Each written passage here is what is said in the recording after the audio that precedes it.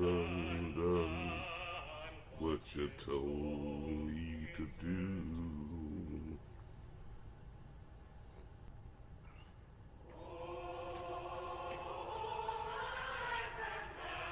Mm-hmm.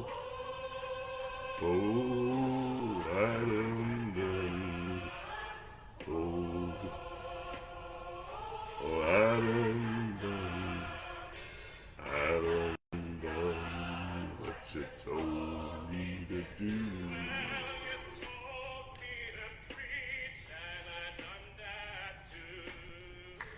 I done done what you told me to do.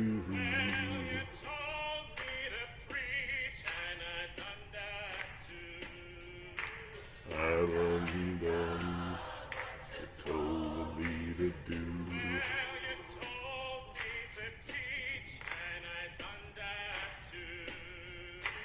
I done done what you told me to do.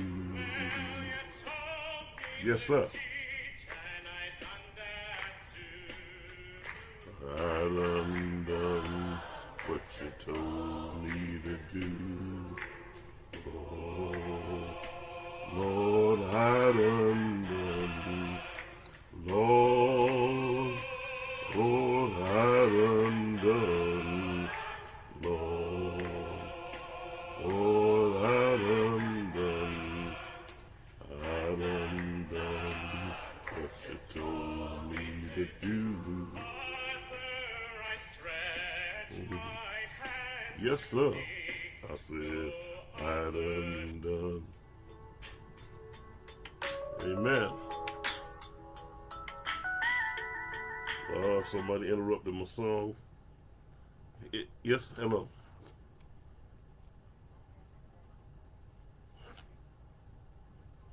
Amen. We just thank God for everybody coming on in. That's an old song called I Done Done What You Told Me to Do. Y'all are being, we're blessed to be in the number one more time. Want shout outs particularly to Roz and Pat Gunn on celebration today. I'm dedicating Susie King Taylor Park. Um, they were principal. Pat and Roz, of course, were the principals in making that happen. And we thank God for their efforts. I know that people were there taking bows and shaking hands and acting like, yeah, was so pleased. Even the mayor was down there who we had to fight for 3 years trying to get it done. Those who know me would would learn two or three things. One is that I don't mind working, and I don't mind giving or helping, even economically. But I don't really care for the pageantry. I don't go to galas. I don't really go to dedications. I was one of the trailblazers in the founding of the Ralph Ma Gilbert Civil Rights Museum. A lot of people, John Finney, Edna Jackson, Otis Johnson, many of us worked on that. One person that people won't talk about that was key, instrumental. The whole thing may never happen without Rima Pendergraft. And anybody who doesn't know his portion in it probably really wasn't involved in it. He was more than uh, the right hand man to WW through that process. And we had a lot, we ran a lot of midnight oil getting that done. But if you go to the Civil Rights Museum, after we built it, after it was built, and you went inside, you wouldn't see anything that would make you think that WW had been so vital in the process, or Rima Pendergraph at all. That happens to us. That happens to us. I didn't go to the dedication of the Ralph Mott Gilbert Civil Rights Museum. I didn't go to the dedication, unveiling of the Civil Rights Monument on River Street. Even though some of the original drawings and the design of the pedestal, it was actually my work. I still got the original drawings that I did to design that pedestal, and the idea of it being a modern family facing east toward the Atlantic Ocean, looking beyond that ocean back toward Africa. A modern family rather than a slave family. The first artist renderings of that monument were actually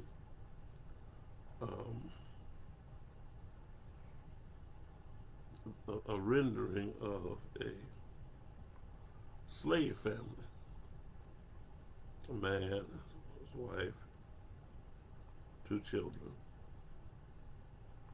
dancing in a circle, holding hands, if you can imagine. We were at St. Philip's AME Church on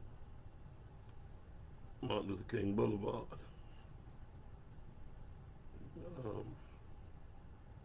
That was Dr. Abigail Jordan's church,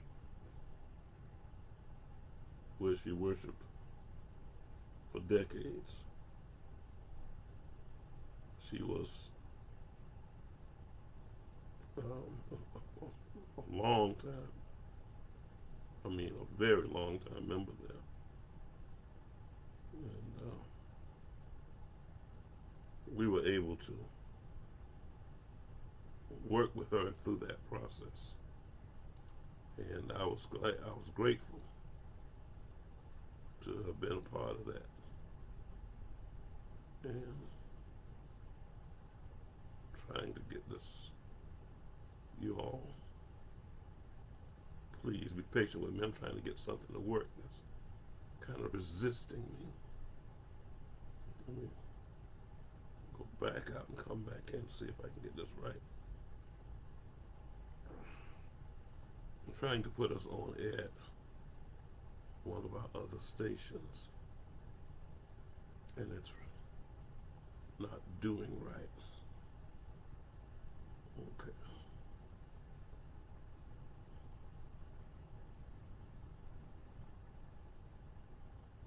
That should be, that's it.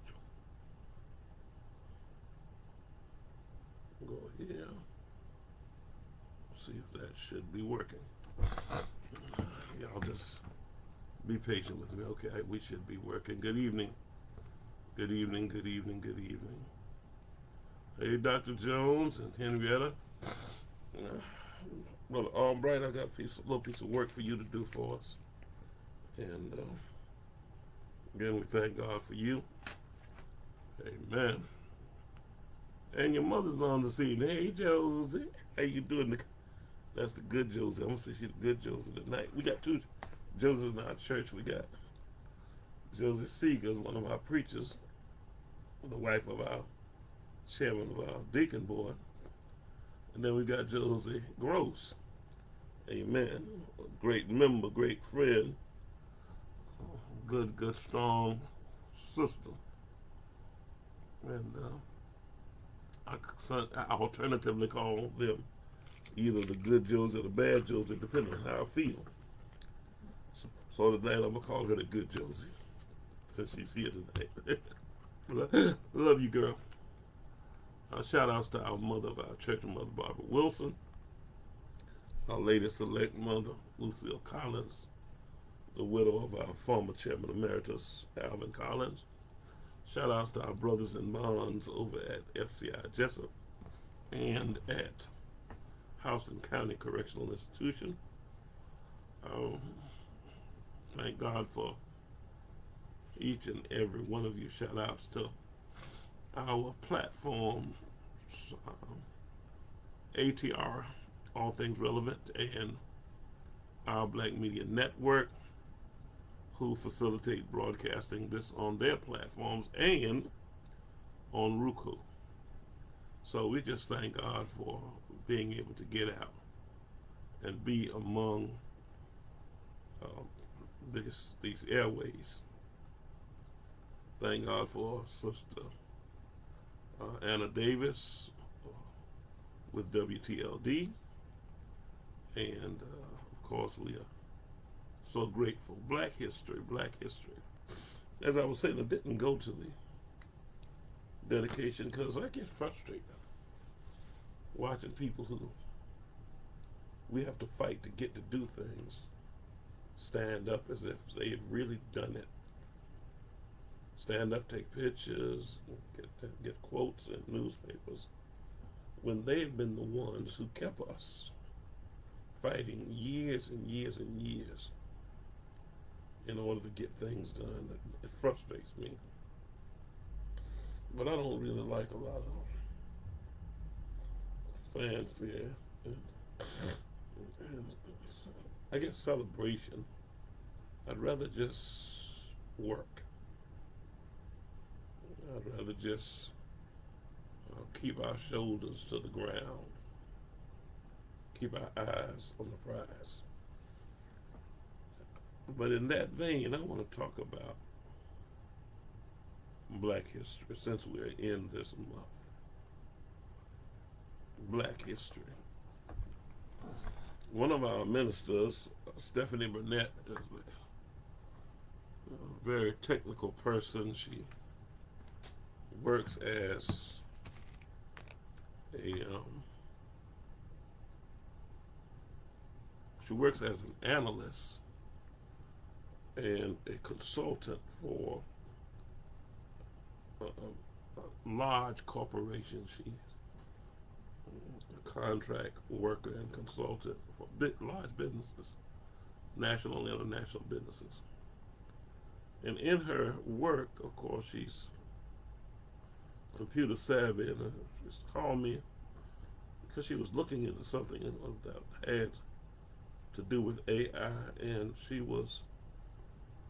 always said she'd been concerned about AI, but in this case, the newest training, the newest iteration on AI, when anybody who has a conscience starts looking into it, it makes them nervous. It makes them concerned for what's going to happen to us as people, as a nation, even as a species. We find that people will come in and manipulate the facts, manipulate the history to forge an agenda. Governor DeSantis down in Florida blatantly, boldly, and in the most racist of fashions, decided, along with many of the members of the State House of Florida, the House of Representatives and the Senate for the state of Florida, that they would ban certain teachings and turn the truth into a lie. on purpose. Uh, Now, this is not new. Let me give you a scenario. And it's not only isolated to black folk, but we, African Americans, are suffering from it more than any other people, I believe, right now on earth. Um, but but but maybe not. But I'll give you why. They decided that they would tell school teachers to not teach that white people hurt black people unjustly by enslaving them. They even made up cartoons for little children in their classes that would emphasize the fact that by black people being put in slavery when they came to America, that it benefited them because they learned marketable skills whereby they could earn livings. And this is the state government of one of the most populous states, maybe fourth or fifth most populous state in America. Now, no outcry from the black community. None of any real force.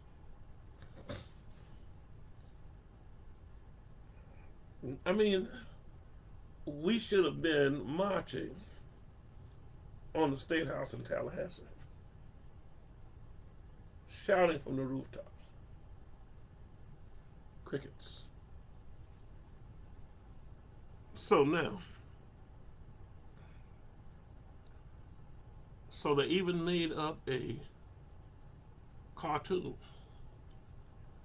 with Frederick Douglass, no less, who was the chief African American orator of his age at the end of slavery and during Reconstruction, with him being a cartoon character saying that we benefited, blacks benefited from the experience of being slaves.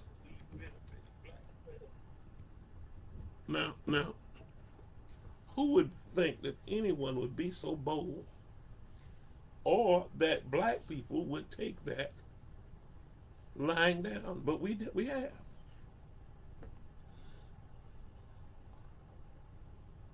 Because we're not understanding the process of propaganda. We're not contemplating the outcomes of misinformation.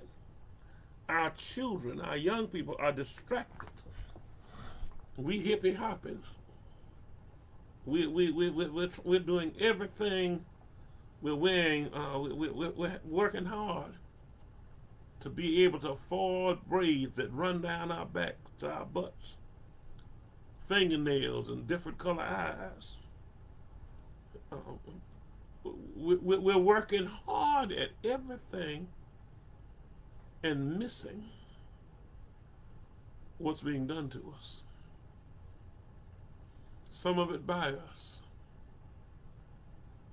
The fact that City Hall is now entrenched to the point where we've got, if we don't win in court to save the Weeping Time property, which is the site of the single largest sale of slaves in American history. So what are you saying, Pastor Small? Didn't I read, or didn't I hear the other day that they discovered a situation in South Carolina where a student did some research and found another sale of 600 people? Wasn't that in the papers? Okay, so let me give you the AI of it. So I started researching. Because if that's the case, then we have to alter our statements. Most of you won't realize I have an author my statement about the weeping time being the single largest sale of slaves in American history. It's documented. We've got the receipts. We've got the we got the sales documents. The sale document, who was sold. We've got the names of the slaves who were actually sold. We've got the ages of the slaves, the youngest being 3 months old, a little baby. We've got people who know that they are the descendants of those slaves that were brought from Butler Island to a racetrack in Savannah, Georgia on March 2nd and 3rd, 1859, and was sold. And it started raining when they first started selling human beings. And it rained torrentially. It rained emphatically. It rained hard. And when they sold the last slave, at the end of the next day, it suddenly stopped raining. Sun came out. And they said it was as if God was crying. And that's why they called it the weeping time. And so I researched. Remember I was talking about AI, misinformation to the black community, keeping us ignorant, keeping us not knowing our history.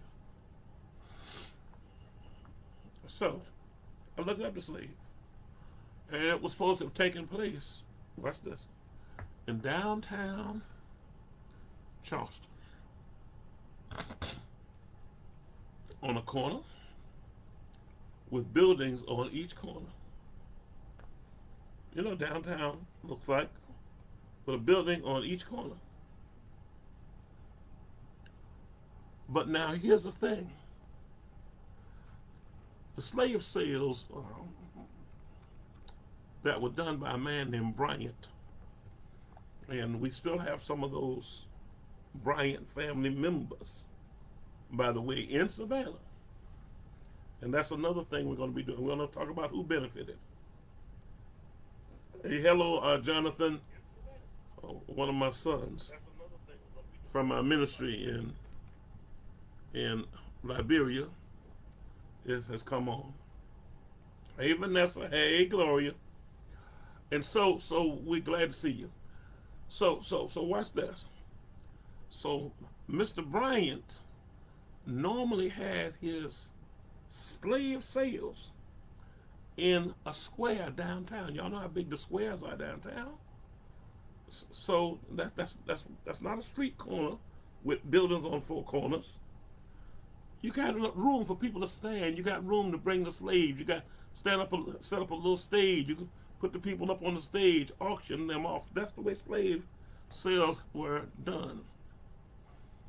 But when Mr. Bryant realized that he was going to have 400 slaves, and in the advertisements of this slave sale, it said you could come for 4 or 5 days prior to the sale. So it's 4 or 5 days prior to the sale, plus the 2 days of the sale. So you're talking about 400 people being held in a place, in a spot, for a week. Okay? They would have been bringing them there. They wasn't bringing them there all. They're not like cattle. They herd them all up and bring them all that one. They'd have been bringing them there for the days coming up to it. They would have had them there, and they would have been on site for a week for inspection before purchasing.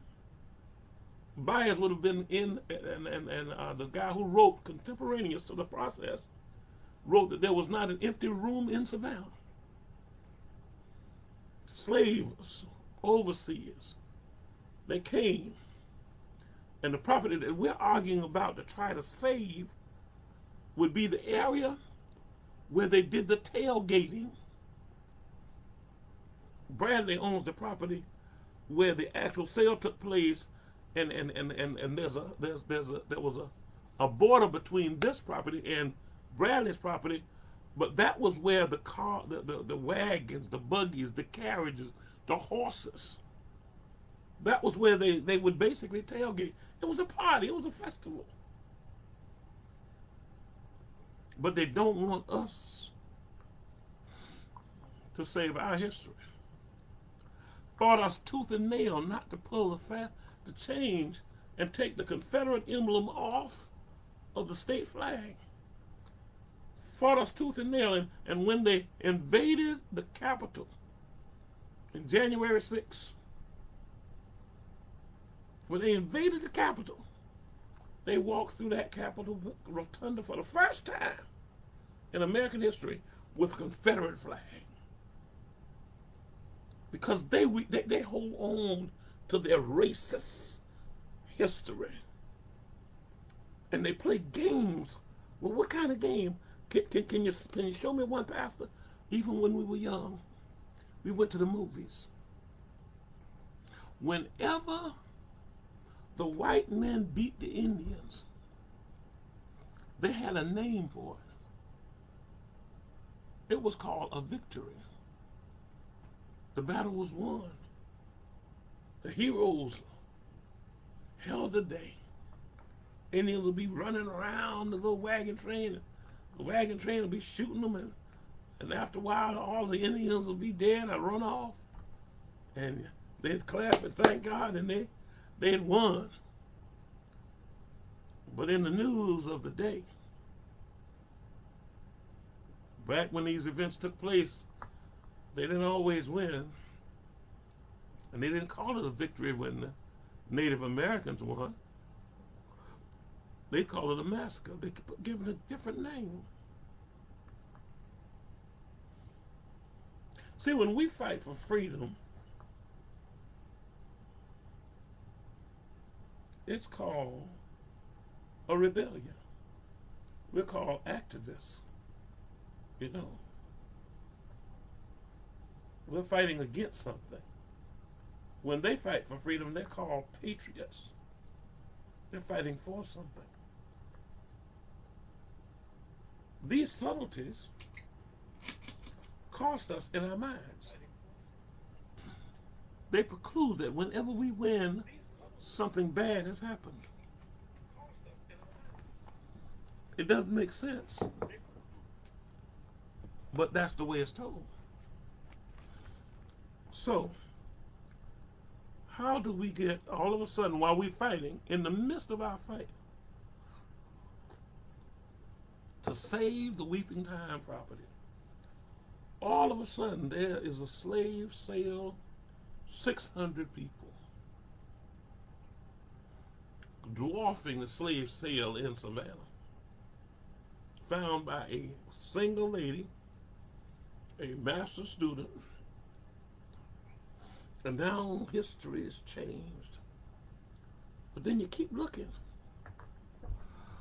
And when the Weeping Time took place, there were ads in Natchez, Mississippi, Biloxi, Mississippi, Mobile, Alabama, the Picayune in New Orleans, Louisiana, the newspaper, in Chattanooga and Nashville, Tennessee, in Atlanta, Columbus, Augusta, in Columbia, South Carolina, in Charlotte, North Carolina, Wilmington, North Carolina. There were ads all over the place, Macon, Valdosta. Everybody had ads in their papers. This is historically established. So AI somehow understood that there was a problem. And so they said, she went to her professor and said, wonder why we don't have. And he said, well, the difficulty was, the reason it wasn't it wasn't a big deal, probably because, and this is what he said, probably, how can history have anything called probably? Probably because it was, large sales was so common that they didn't print it up in any other papers. Well, how would they have gotten people to come from all over the South to come and buy these supposedly 600 people. But the thing about a lie, as a clergyman and as a former magnificent liar before I got delivered, the thing about a lie is a lie has a tendency to grow as it needs to. So the other day, AI decided that the 600 lie wasn't enough. And the other day I found another ad where, because one of the things I argued was you couldn't sell starting at 11 o'clock on a given day. You couldn't sell. It's impossible. First of all, to get the people there. First of all, to keep the people there. Third, and next, to have the people in place for the sale, to get the people to come to town. You couldn't get them there without advertising. There are no ads in no other papers. There's not an ad. Wait a minute. There is not a news story in the paper it was supposed to be in about the failure or success of this huge sale. There are no records in the courthouse of the transactions, because contrary to popular opinion, the sales weren't, I come with a bag full of money, buy a bunch of slaves. I would come with a bag full of money, but I'd pay down on the slaves. They would issue them promissory notes that would due to be paid off within a year. So the people wouldn't have to carry but so much money to a slave and risk being waylaid or robbed in the process.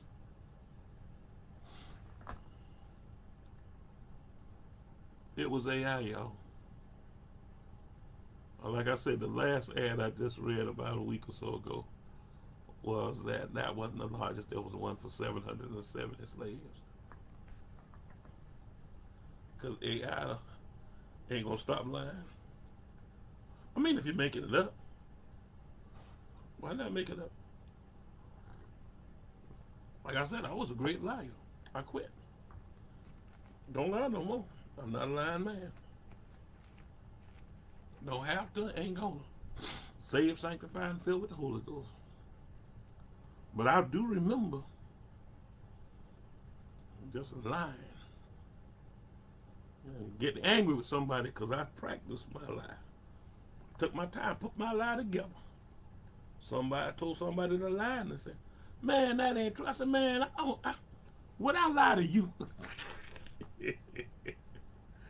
Oh, Lord have mercy. But that's where we are. Because we are people who have suffered lying. Now, if you have an opinion on these circumstances, you may call 912-695-7169, 912-695, and we will feature you live. We are live right now. It's Saturday night at 6:37. This show is going to probably be a little longer. Normally I go off in about 23 minutes. But maybe not tonight, because we've got much more to talk about than usual. So, the second thing I want to make sure you understand, that was a lie that was spread a couple of years ago, a year or so ago. And people started saying, don't use the word Uncle Tom. They try to take everything from us that would perk up our ears and our attention to the shame of slavery and to the shame of those among us who have turned their back on us, who have not stood with us in these things. So when we call them Uncle Toms, and I believe this again is misinformation, and so many of us bought it. Don't use that term. Uncle Tom was a good man. You're dishonoring him. His name was Josiah Henson. And Harriet Beecher Stowe knew him and liked him and liked his manner. And she copied him as the character in her book, Uncle Tom's Cabin. Josiah Henson Well, Josiah Henson was a real man. Josiah Henson lived in slavery a little over 100 and some miles from where Harriet Beecher Stowe, a preacher's daughter, grew up. And Josiah Henson, you can't think of 100 miles like we do. For us, 100 miles from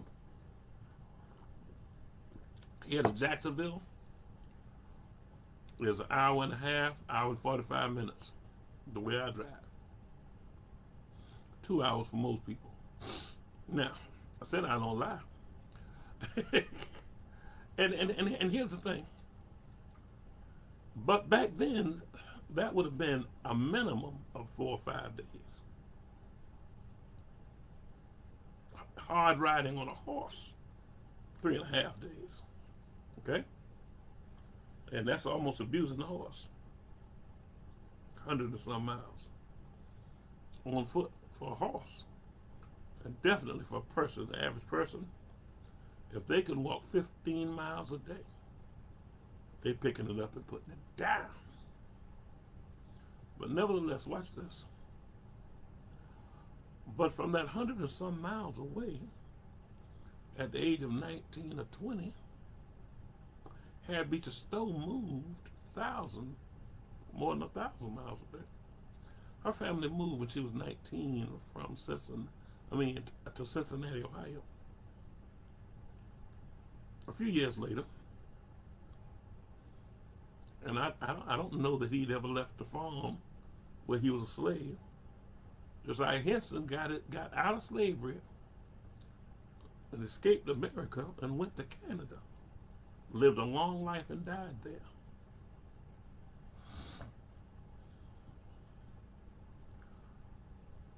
Harriet Beecher Stowe was about 19 or 20 years old when her family moved to Cincinnati, Ohio.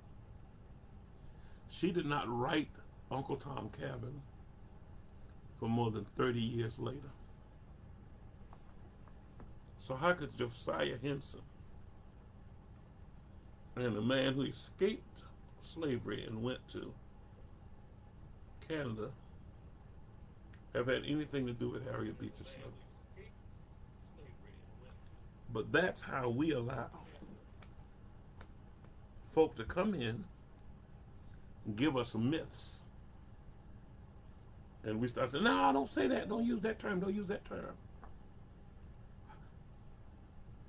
The misinformation of history, or the retelling of it, or the minimizing of it, is no more extremely diminished than in this concept. Now, I'm not gonna use the word because I'm on a platform. I'm on Facebook. I'm on ATR. I'm on Our Black Media, and I don't want to get the whole network in trouble, and have them not be on YouTube and all the other places where we are. And so to not get, I'm going to use the N word, but I don't even like using the term N word, because when on my 15th birthday, walking a block and a half down Washington Avenue to walk into Savannah High to integrate that school for a full year. For the first time, it had been integrated for a half year. The year before, Olga Bynes from Bynes and Royal Funeral Home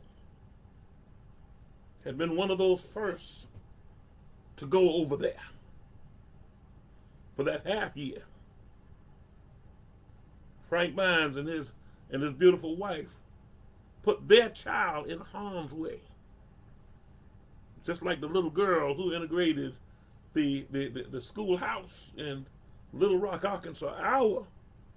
Our young lady, one of our children who integrated to schools and went to Savannah High School with 2,400 students there, and every one of them white, was Ogle Mines. And the next year, 20 some of us went there for the first full year. And it was on my birthday, September 3rd, and they were not calling me the N word, they were calling me the word. And I literally don't like the fact that we've decided that we're not going to call it that word. It's like you're letting them off the hook. It's like instead of saying they lynched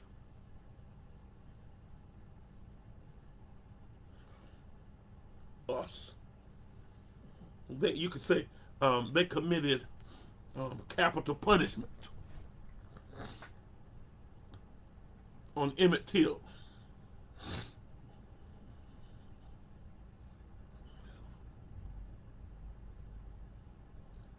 Which much of us think that was a long time ago when they did that to Emmett Till.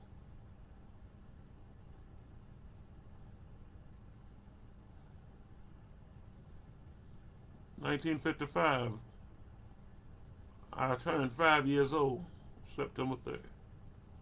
Exactly 10 years prior to the day that I walked in Savannah High. 5 days, either 5 or 7 days, but it was in the week that I turned 5 years old, was the day they mutilated, lynched, destroyed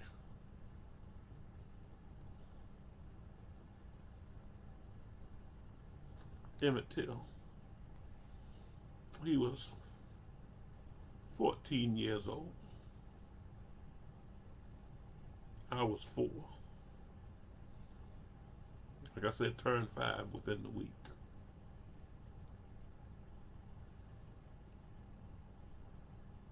Wasn't that long ago, y'all. Wasn't that long ago. You say, well, that's history. No.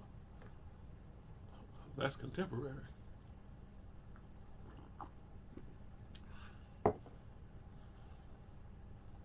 This week over in Mississippi, they snatched a boy out of his car for tinted windows and beat him to death. Now, it didn't happen this week. Happened a couple of years ago. Took this long for the prosecutor to decide he wasn't going to bring charges against the police. They bragged and were fist bumping about how bad they beat him. They got this on. They got this on body cam. No matter what they do to us, we have to hold our breath and see if we might get any modicum of justice. When somebody said, "Well, yeah, that man who they locked up that man who put his knee on George Floyd's neck," yes, sir, they found him guilty. Yeah, and they gave him 20 years.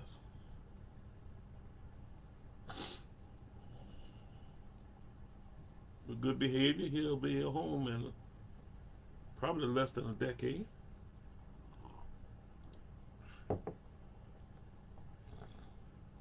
George Floyd will be dead forever. His little girl will grow up without her daddy for the rest of her life. Black history. Black history. But like I said, I still have a difficulty with us deciding that we would participate in the use of innuendos rather than true facts. When I was a little boy, I read Mark Twain. And read Mark Twain, Huckleberry Finn had the word in it, written out.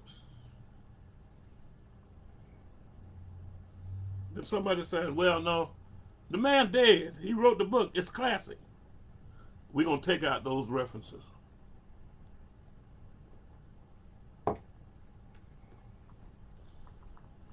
We're just going to take that out. We're going to pluck it out.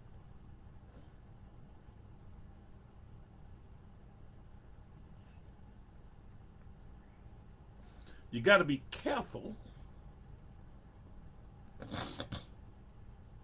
with misinformation. I'm telling you, it's impossible that 600 or 770 slaves were sold on a corner in Charleston, South Carolina in the 1830s. Didn't happen. Misinformation. But that has bled over into this present age. Well, why would you say that, Pastor? Because I've got black folk running around here blind as a bat. I mean, there are three fabled forms of blindness that we use sometime in allegory and poetry. First form of blindness is congenital blindness. That means you were born blind. Couldn't help yourself. Then there's traumatic blindness. That means someone hit you in your eye, something happened to you, a disease or something suddenly infected your eyes, and you used to be able to see, but now you can't see. And then there's this third form of blindness. It's heinous, it's ugly, it's evil, it's tragic, it's pitiful. This third form of blindness is the one that where someone takes their hands, which are under their own control, and put it over their eyes, and they decide not to see. And that's what we're doing in the black community. Now, we're born blind in the sense that history has blinded us. We've been inculcated with a nature that we will not tell the truth to white folk or to ourselves about white folk. And that's not based on being mean or hateful or not unforgiving. That was inculcated into us based on the need to survive. It was put inside us when we were in the hot sun from KSC in the morning. The sun hadn't come up when we already out there. Till KSC in the evening, the sun is going down and we still out there. And an old lady who loved us and cared for us gave us the best advice she could based on her experience in the drudgery wherewith she's been shackled for all of her existence. She said, boy, bend your back. And when the white man come by, don't look that white man in his eye. Don't look that white man in his eyes. You're going to get us all killed.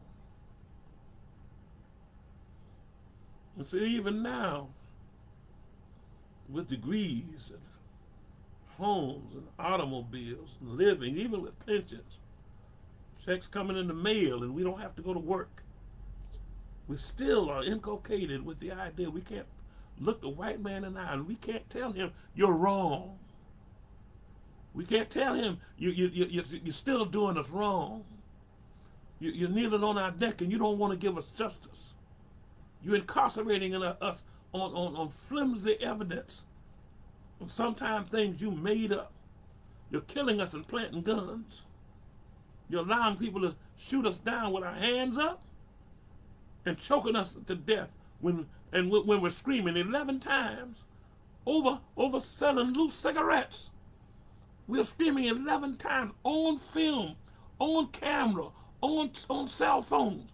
We scream 11 times, I can't breathe, and you choke me to death and you get exonerated, or you beat me down, Rodney King.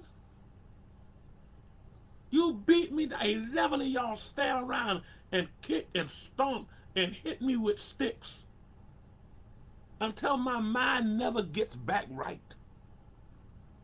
And you go to court with all that evidence, and they let you go.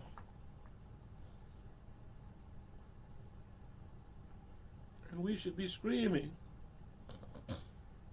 collectively as mothers screamed when their sons' bodies was left swaying in a tree until the maggots and flies ate it so that they would scare the rest of us into submission. What I'm telling you is we're in trouble. But the worst part of it is, even when we see it, when we recognize that we've done wrong, as soon as the football game come on, or it comes July and we're going to barbecue, we forget. As long as we can get a couple of slabs of baby back ribs, a little bit of Bud Light, don't make us no different. The fact that for the bulk of us, the fact that we won't save the Weeping Time property for the bulk of the black community, it don't make no difference. Why for and all of them worrying about that? They ought to be checking on something else. I do check on some other stuff.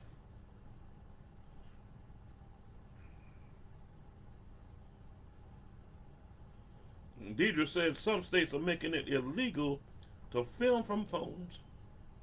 Let me give you another fact, Deidre, to go with that. It is the law and policy for the Federal Department of Justice that federal marshals cannot, listen to this, federal marshals cannot wear or be issued body cameras. So why wouldn't they have body cameras? Why is a policy of the entire federal marshal system for them not to have body cameras? Because the truth, even though sometimes we see it on camera and they still won't do right by us. And we collectively as a people,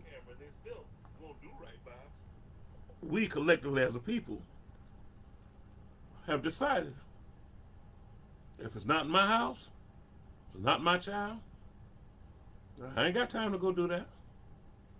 And then as soon as it is your house and it is your child, I can't understand why we can't come together as a people. Well, you ain't never came together. You didn't show up to walk with us.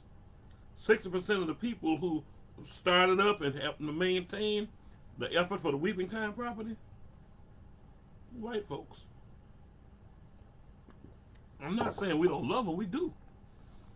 But we shouldn't let them outdo preserving our history. But we suffer from attention deficit disorder. Attention deficit disorder is a phenomenon whereby someone cannot keep paying attention to a circumstance for a prolonged period of time.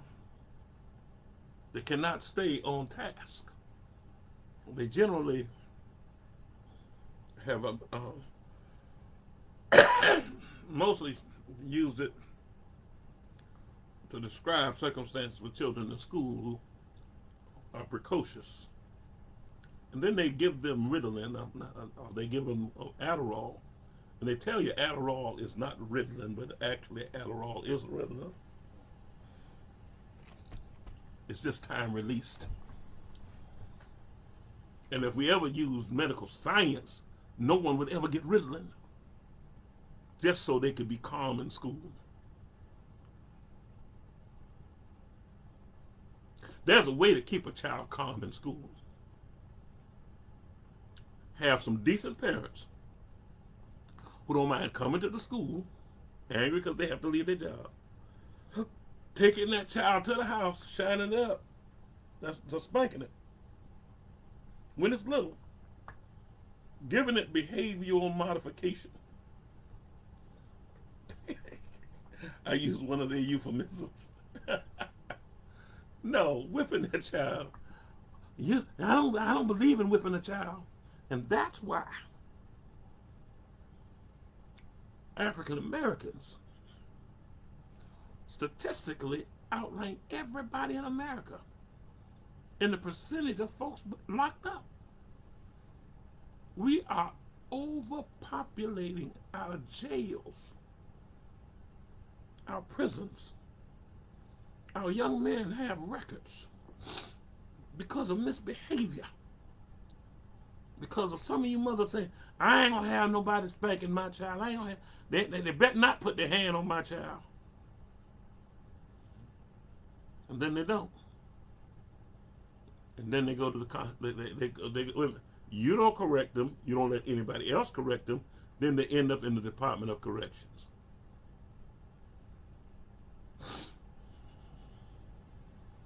And yes, all of that comes from attention deficit disorder.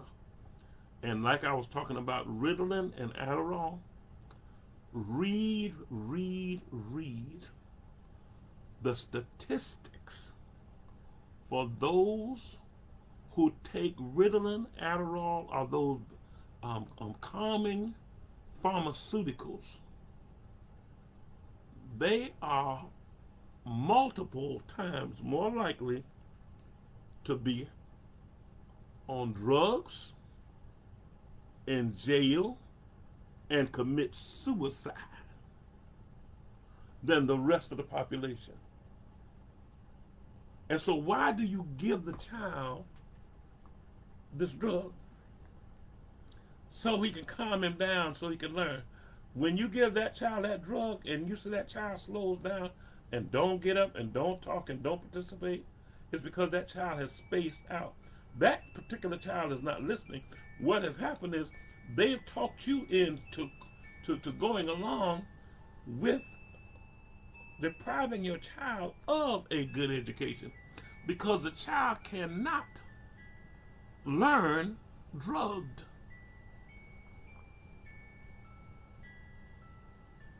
Deidre said, Brother Omar Johnson spoke on this very thing in Jacksonville, Florida. Stop letting them put your kids on that mess. You're right, Deidre. Those are facts. These are facts. I was dealing with a lady whose son was being precocious. And he was one of them boys, I whipped him myself. Even though he had family and everything else, but I couldn't wait till they got to school. I shined him up my own self. And I do that. As a child and Litway, I went to prison as a young man. I'm not going to sit there and watch these kids go to prison for behavior issues. I know what it does to you. I know how hard that life is. I lived it. 2 years, 4 months, and 16 days. When promising God and angels and some apostles, I wasn't never going back there no more. And I don't want any of my children to go back there.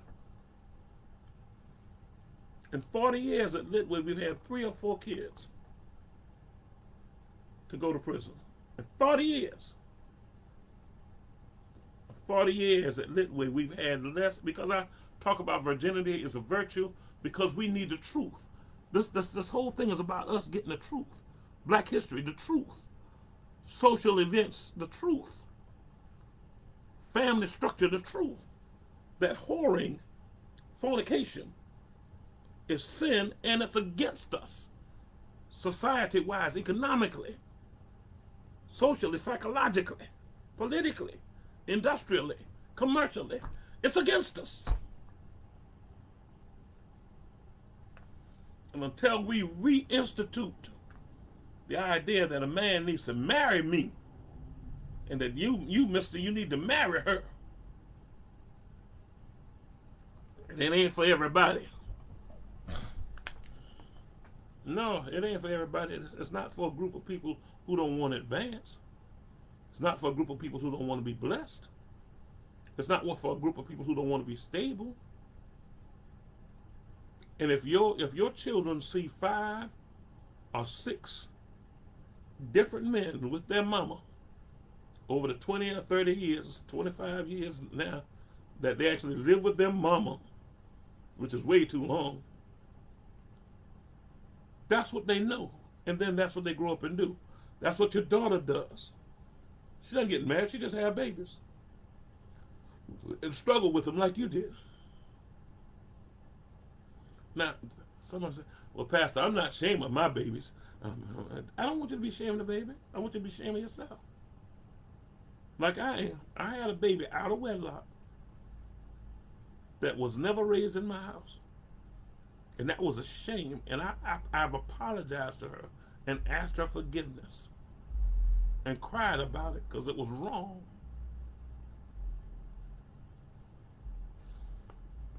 But the attention deficit disorder causes you to, wipe your mouth and say you didn't eat that cake because a little bit of icing left on your lip. You can wipe that off too. But you did it. And you're killing yourself. We're killing ourselves.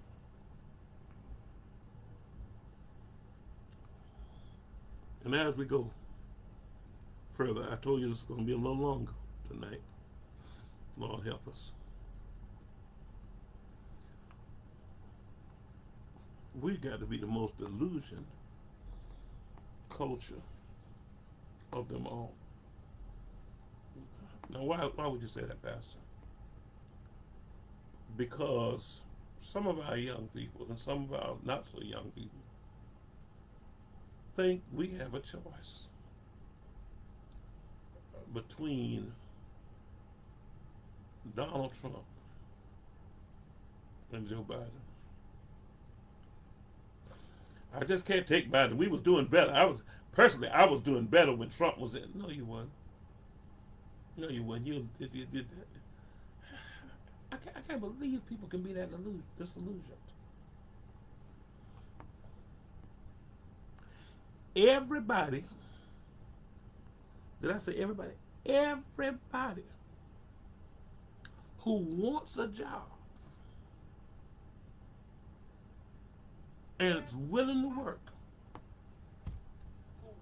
in America today can have a job.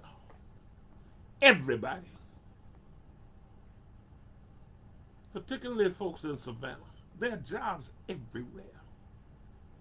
If you ain't working, it's because you don't want to work.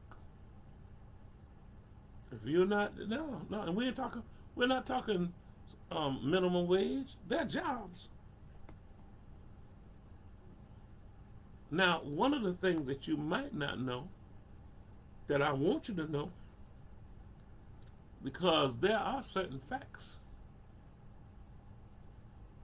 Recently, a study revealed that one of the least affordable places to live in America is Savannah, Georgia. Savannah, Georgia, the rents in Savannah, Georgia, in terms of affordability, we rank 9th in the United States of America. San Diego, Chicago, bunches of places, Dallas, Texas, Atlanta, are more affordable for someone trying to come and rent a place than Savannah, Georgia. I'm going to put that article on the page for Unity Political Action Committee and on Leonard's blog. For those of you who don't know, I have a blog, my personal blog, called Leonard's Blog. Leonard's, Leonard''S blog. That's on Facebook. And I'm going to put on there this article.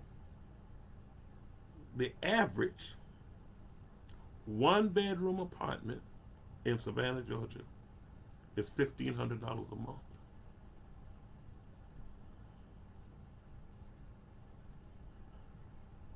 It's hard to afford to live here. I'm going to go further. Watch this.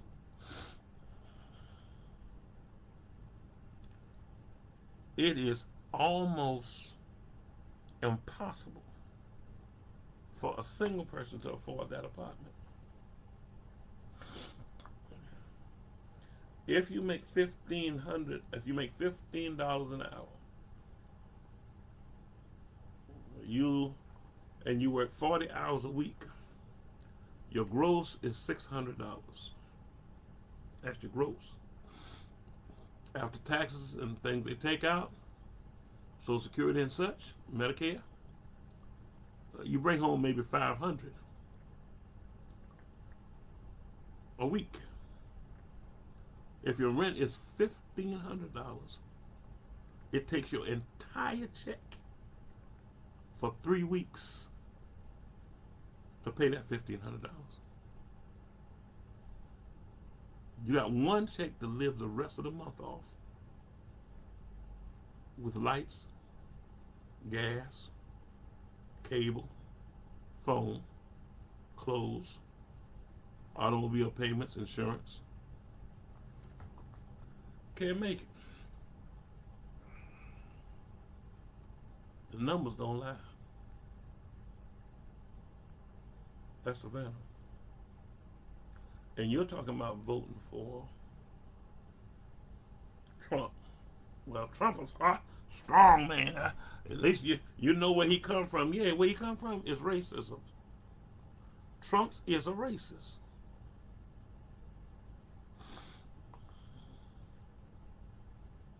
Way before he got to be the president,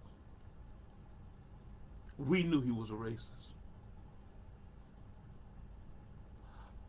A lady was killed in Central Park.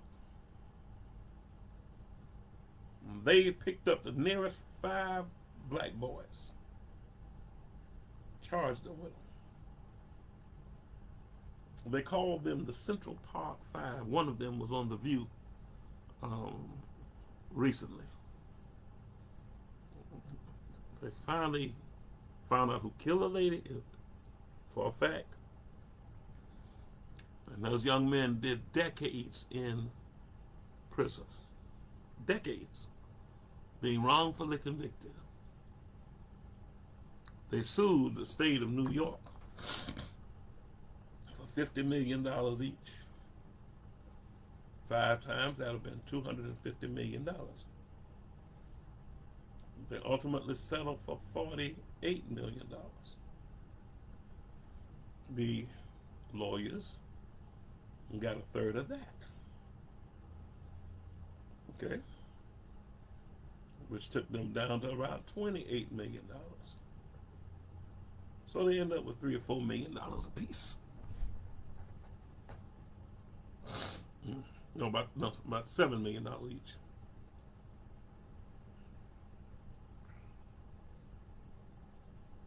The one who was on The View the other day became an attorney, a very accomplished man.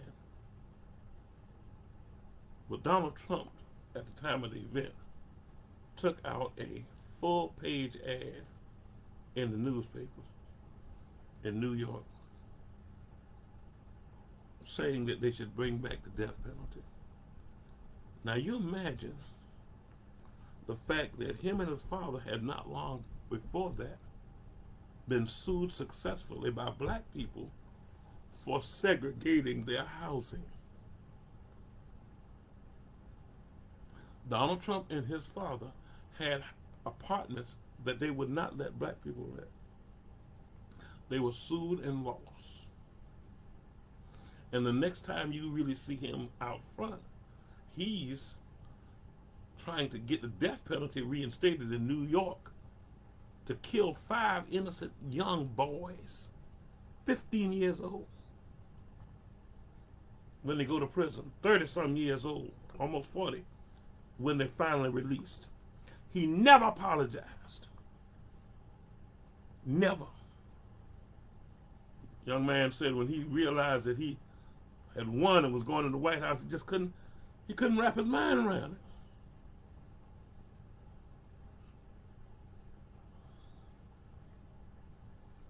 And you're saying you can't vote.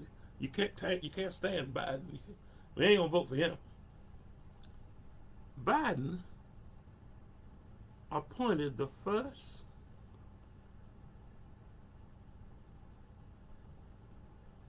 yes, they drew the man's name is Yusef Salam, and he was just elected to city council. That's right, and he's brilliant, having spent decades in prison for nothing. Now watch this, and then watch this. So you're not gonna vote for Biden, and Trump appointed more than 200, almost 300 federal judges, and all of them were white, and as many of them were racist as he could find. And with 3 months left, he searched high and low and found an Uncle Tom, one of the worst black jurists in America for black folk, was known for what he would do to black people, much like Clarence Thomas.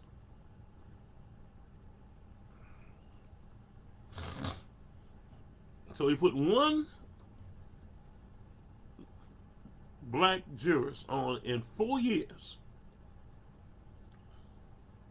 and Biden has peppered the federal system with African American and female judges by his appointments. The ones he could get through because the Republicans, and as if y'all don't realize, the Republicans are trying to kill us.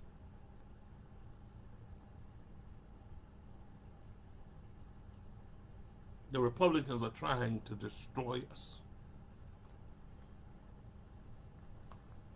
Monica Alma says, saw that Savannah was nice. That means only people who make a lot of money can live there. Truly has become a tourist city, not for the local people. I was born in Savannah and attended school there, and can't believe Savannah is not affordable. What about those of us who want to retire there?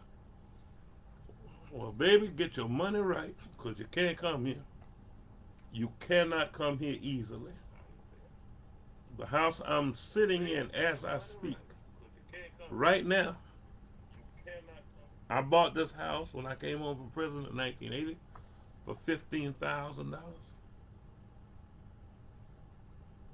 I came home in 1978. I bought this house in 1980.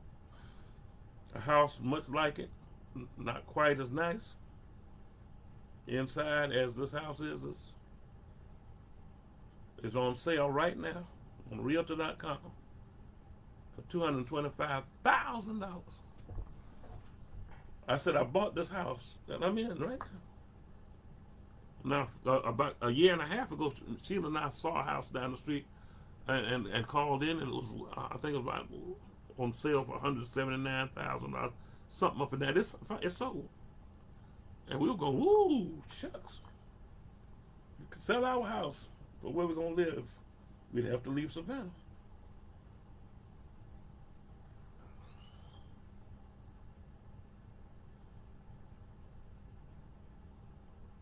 It's not called, again, misinformation, propaganda, mind manipulation. They call it gentrification. What does that mean?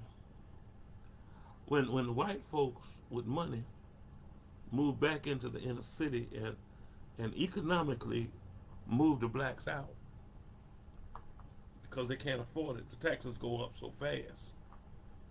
My taxes now, and they run in right now, when we writing checks now, we're talking $10,000 every 6 months or more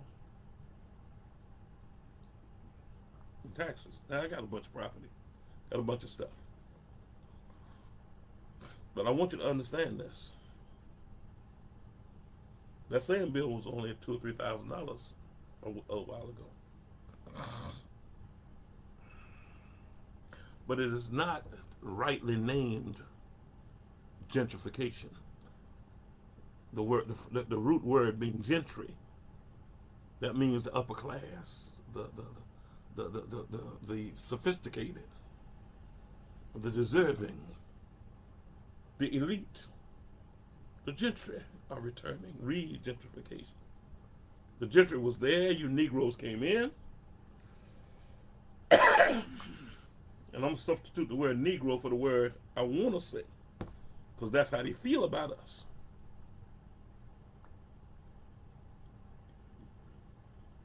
You Negroes came in.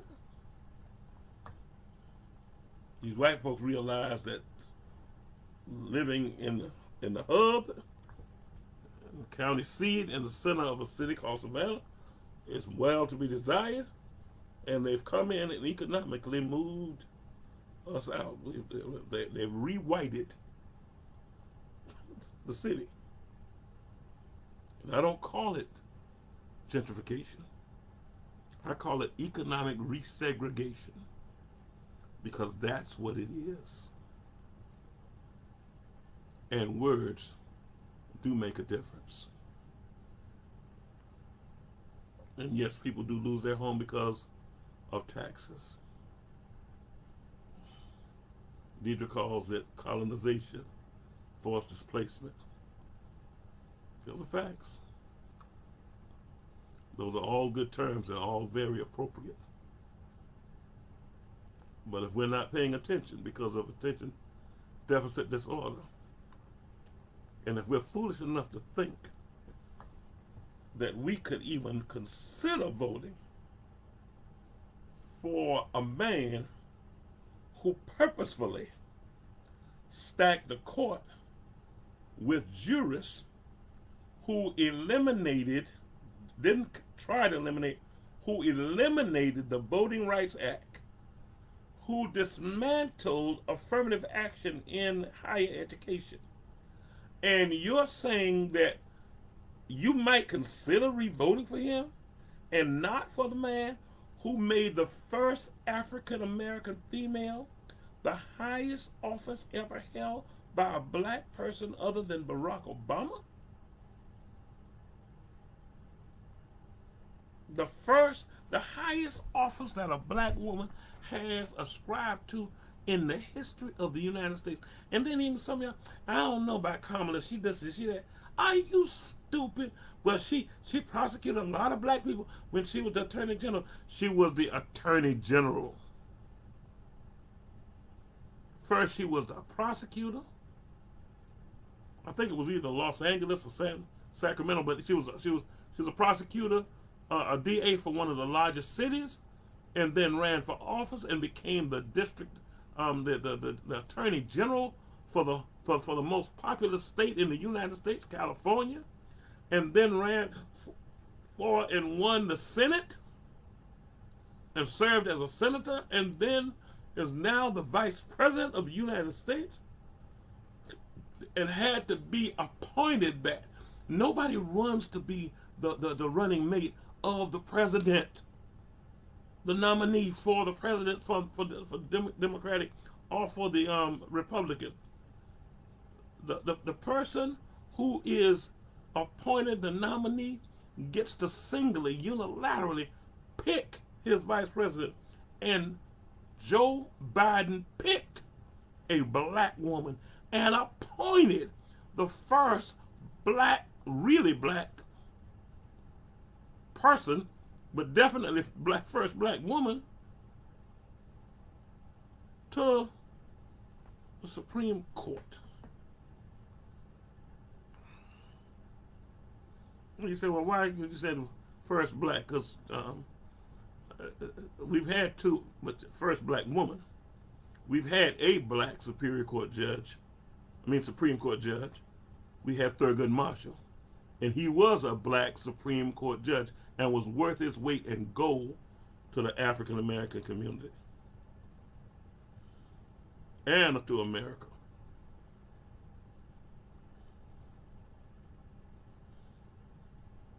And Clarence Thomas ain't worth a bag of sand to the African American community. He's hurt us for these 30, 40 years. He's killed us.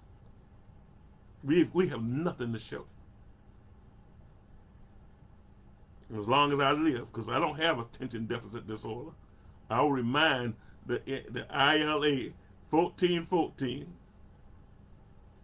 because unknowingly they even got on buses and drove up to Washington D.C. to stand around and support Clarence Thomas going on the Supreme Court, and he's not done zero for them or for us or for America.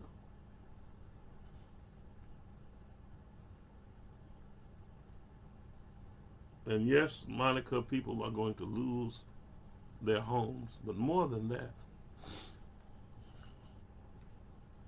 rents are going up so fast that people are being displaced from homes.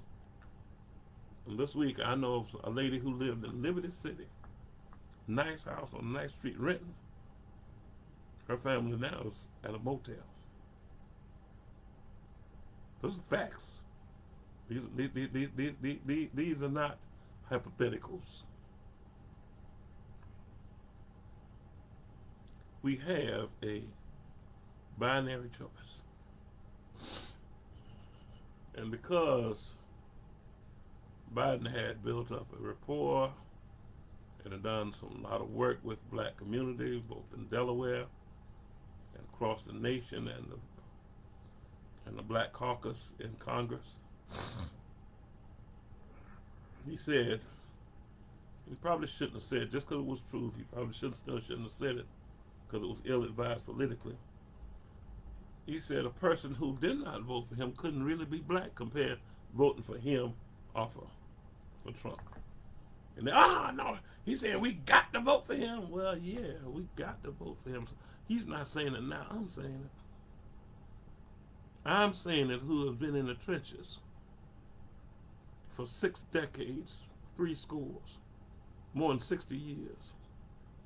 I'm saying we don't have a choice. It's going to be down to a binary choice. Long shot, it might be Nikki Haley. Still, there's a long shot. Why would you say there's a long shot, Pastor Small?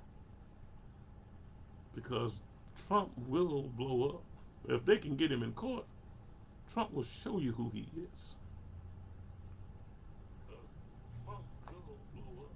If they can get now, if she hangs in there, then she might be the choice. But even if she is, you don't want her.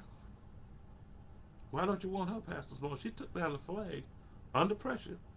She took the Confederate flag from in front of the State House in Columbia, South Carolina. Those are facts. She appointed the first black. Tim Scott didn't run for Senate. She was the governor and appointed him to the Senate, and then he ran again and he won the seat outright. That's those facts.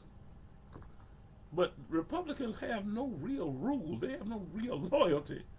Because then he turned around and endorsed a man running against a woman who appointed him to the Senate. And then Donald Trump thinks blacks are so stupid that with the man standing behind him say, you must really hate her to endorse me, and she appointed you to the Senate, because Donald Trump recognized that he's stupid. And if we don't join together as a fist, now, and listen to these words. Listen to the scenario. When you're the majority, some of you can splinter off on tangents, and it has no effect. Yeah, Deidre, you look that man in the face and say, I love it. Yeah, I love you. With your howdy doody looking self, man, what is wrong with you? First of all, you shouldn't have been up there next to that crazy person who would even say that. He did that was so disrespectful of Trump. And then he disrespected himself. I love you. Oh God.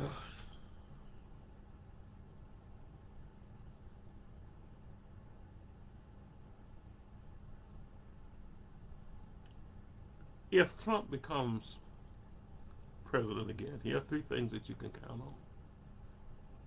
First of all, you can forget justice in America. He will allow the Justice Department of America to be the racist Justice Department more so than it is now, and it's racist now. Okay, that's the first thing. Secondly, he will hire an attorney general that will do his bidding. And from that position, he is able to charge and prosecute any and all of his opposition. We are on the brink of the catastrophe of a nation. We are on the brink of an opportunity for America to cease to be America. We have almost half of our citizens who will vote, prepared to vote for a man who, when he lost the election, refused to leave office. So what makes you think that term limits, well, he can only be president for another term? What makes you think, since presidents get to shape the military, since he will become the commander-in-chief, since he will be appointing a racist, and don't think Republicans care anything about the military or anything else. All they care about is dominance. All they care about is being in charge, in power. Think about the fact that one Republican senator from Alabama,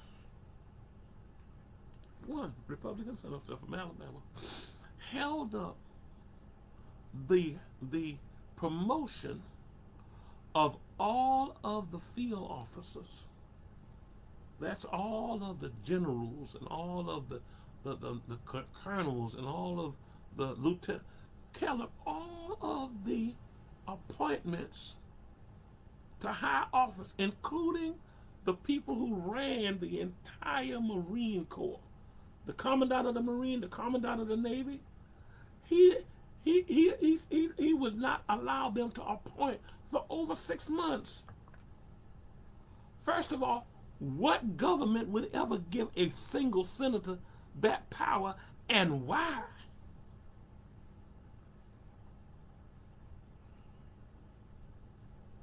What government would have the House, the Speaker of the House, be able to hold up by himself any legislation from going on the floor of the House of Representatives by himself,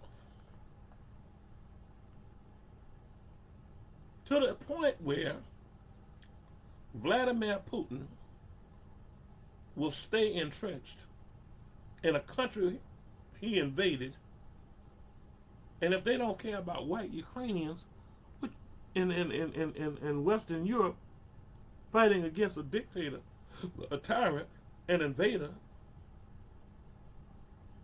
what they gonna care about your baby down here in Savannah, Georgia, on the coast of the Atlantic Ocean? What are they gonna care about your child on the south side of Philadelphia, off the south side of Chicago, of North Charleston?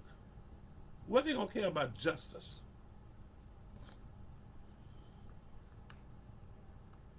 We have a binary choice. We can either elect Joe Biden, who has the economy humming, the deficit down. Trump gave out more money. Trump printed more money, people.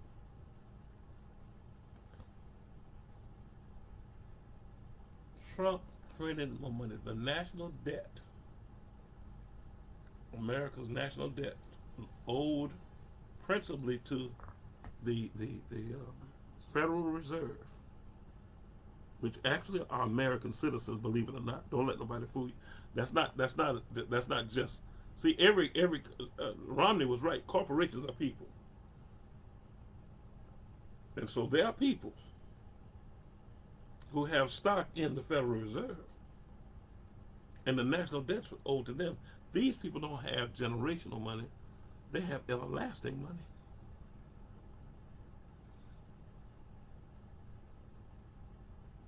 The gross product of the United States, the cost of all goods and services produced in the United States in a year right now is about $24 trillion. The national debt is now 32 or 33 trillion. How would it be for you to be in debt for more money than you make by 1.5%? You're making $150,000. You're in debt for $225,000. You're making $300,000. You're in debt for $450,000.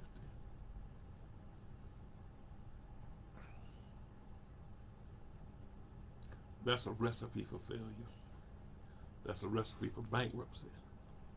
That's a recipe for foreclosure on these United States. Somebody owns us already. I've been on longer than ever, and I appreciate you all for staying with us. Again, God bless you. God keep you is our prayer. We're going to be coming on the same platform tomorrow morning at 10 o'clock with our Sunday school from Litway Missionary Baptist Church. And then about 11:30, we're going to come on again for our regular morning worship service. The Lord be my help. I didn't go in on last Sunday because my wife had contracted COVID the week before, and I never got it. I kept testing the test again the day before yesterday. I'm still negative, but because I was living in here with her, I went to the church, but I only went and baptized. So people got masked up and baptized a few. I've got another group that we're getting ready to baptize probably next Sunday. So we just thank God for each and every one of you. Keep praying our strength in the Lord as we will yours. And again, thank you for your indulgence. Be blessed.